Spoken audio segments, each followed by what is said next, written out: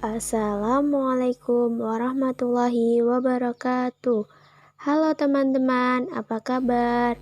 Perkenalkan, nama saya Ella Sofia, NIM 223141122 dari kelas PGMI 1D. Jadi, di sini saya akan menyampaikan materi tentang ragam bahasa. Apa sih ragam bahasa itu? Disimak videonya sampai selesai ya.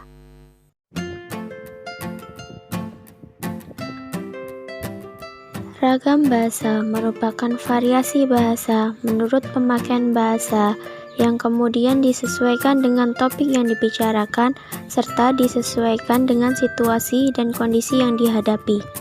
Pengertian ragam bahasa menurut beberapa ahli.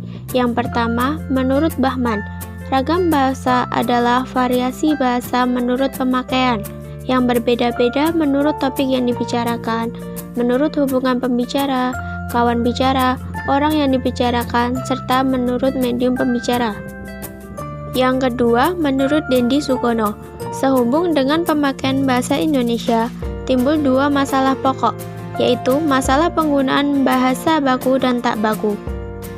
Dalam situasi resmi, seperti di sekolah, di kantor, atau di dalam pertemuan resmi lainnya, digunakan bahasa baku.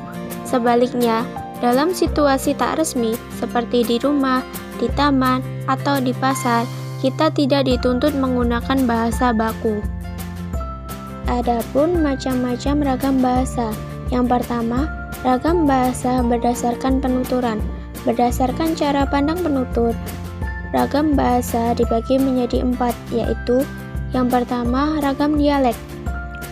Contohnya, dialek atau logat pada masing-masing daerah. Misalnya, dalam berbicara bahasa Indonesia, logat bahasa di Jawa dengan logat bahasa di Batak tentu memiliki perbedaan masing-masing. Kalau logat bahasa Indonesia di Jawa cenderung lebih halus, sedangkan di Batak lebih lantang dan tegas. Yang kedua, ragam terpelajar dapat dilihat dari segi pendidikan. Yang ketiga, ragam resmi. Ragam resmi adalah bahasa yang digunakan dalam situasi resmi, seperti pertemuan-pertemuan, peraturan-peraturan, perundang-undangan. Dengan menggunakan kata baku, menggunakan IYD, menghindari unsur kedaerahan, dan menggunakan kata ganti resmi. Yang keempat, ragam tidak resmi. Ragam bahasa yang digunakan dalam situasi tidak resmi, seperti dalam pergaulan atau percakapan pribadi. Ragam bahasa berdasarkan cara komunikasi dibagi menjadi dua. Yang pertama, ragam lisan.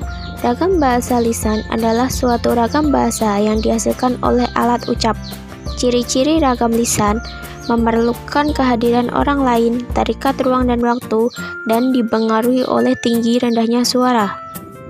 Selanjutnya, ragam tulis.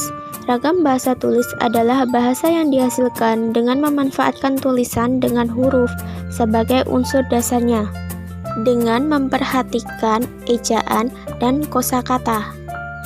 Ciri-ciri ragam tulis: tidak memerlukan kehadiran orang lain, tidak terikat oleh ruang dan waktu, dan dipengaruhi oleh tanda baca dan ejaan. Faktor-faktor terjadinya ragam bahasa antara lain.